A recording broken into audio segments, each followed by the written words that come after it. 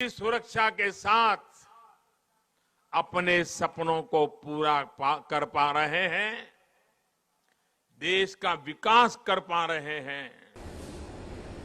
इस हमले की वजह से देश में जितना आक्रोश है, लोगों का खून खौल रहा है, ये मैं भली भांति समझ पा रहा हूं। इस समय जो देश की अपेक्षाएं हैं, कुछ कर गुजरने की भावनाएं हैं, वो भी स्वाभाविक है। हमारे सुरक्षा बलों को पूर्ण स्वतंत्रता दे दी गई है।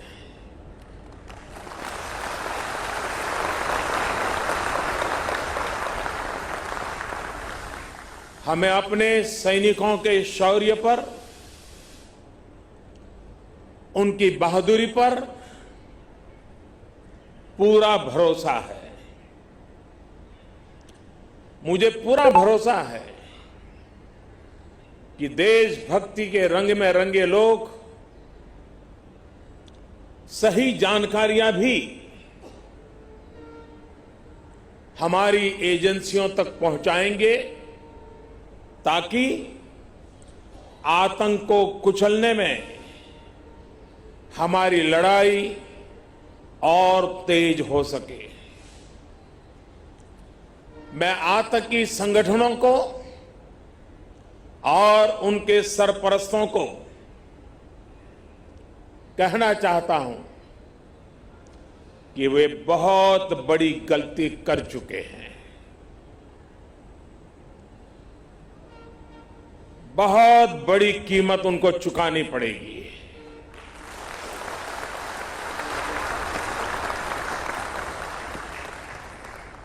मैं देश को भरोसा देता हूं कि हमले के पीछे जो ताकतें हैं, इस हमले के जो भी गुनहगार हैं, उन्हें उनके किए की सजा अवश्य मिलेगी।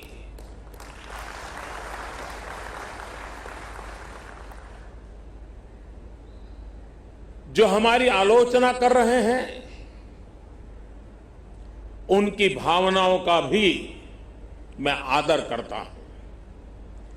उनकी भावनाओं को मैं भी समझ पाता हूं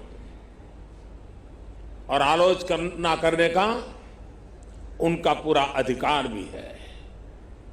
लेकिन मेरा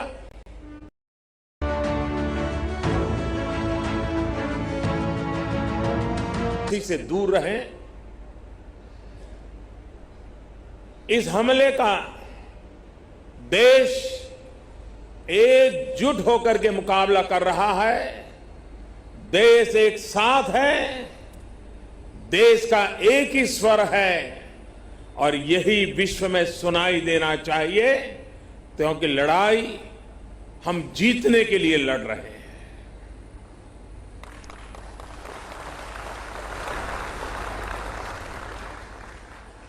पूरे विश्व में अलग थलग पड़ चुका हमारा पड़ोसी देश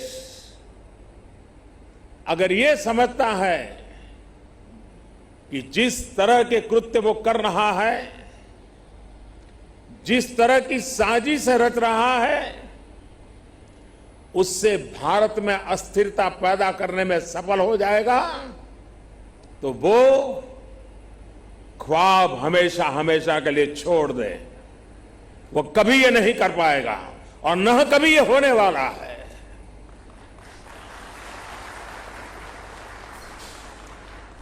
इस समय बड़ी आर्थिक बहाली के दौर से गुजर रहे हमारे पड़ोसी देश को यह भी लगता है वह ऐसी तबाही मचाकर भारत को बदहाल कर सकता है, उसके ये मंसूबे भी कभी पूरे होने वाले नहीं है।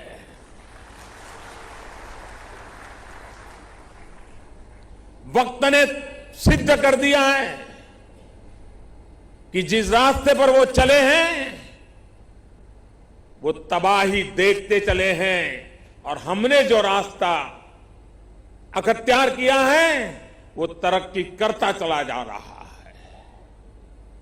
130 करोड़ हिंदुस्तानी ऐसी हर साजिश, ऐसे हर हमले का मुंह तोड़ जवाब देगा।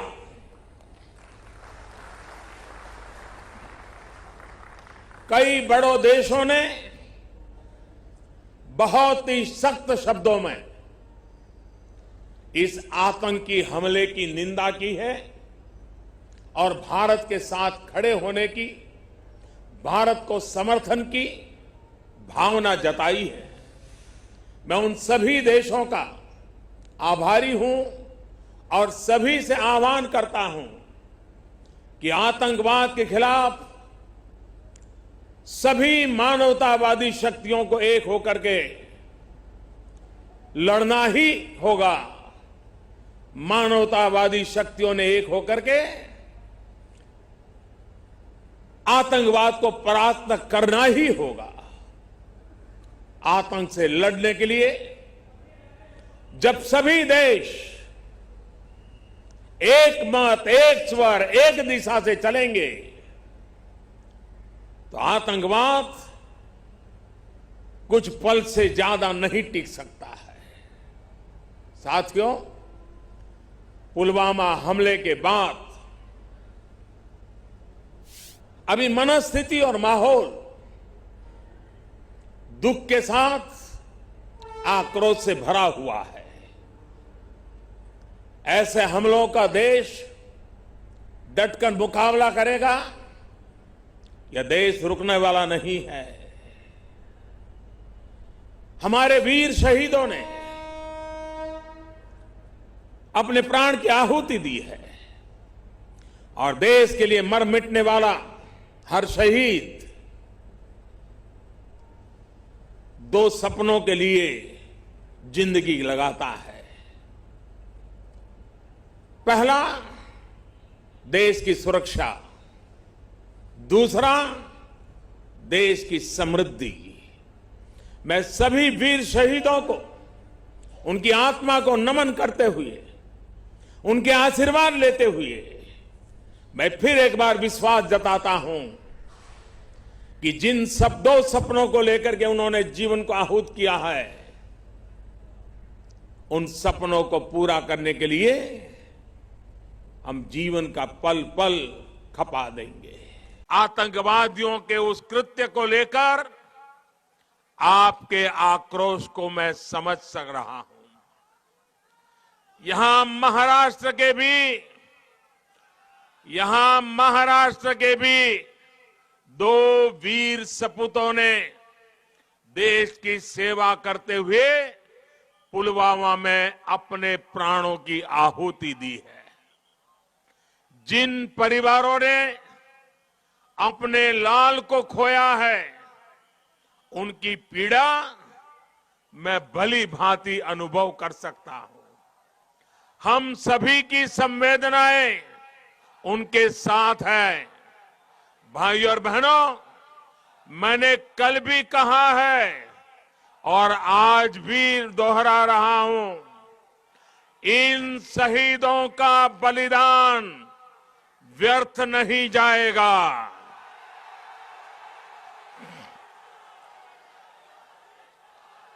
आतंकी संगठनों ने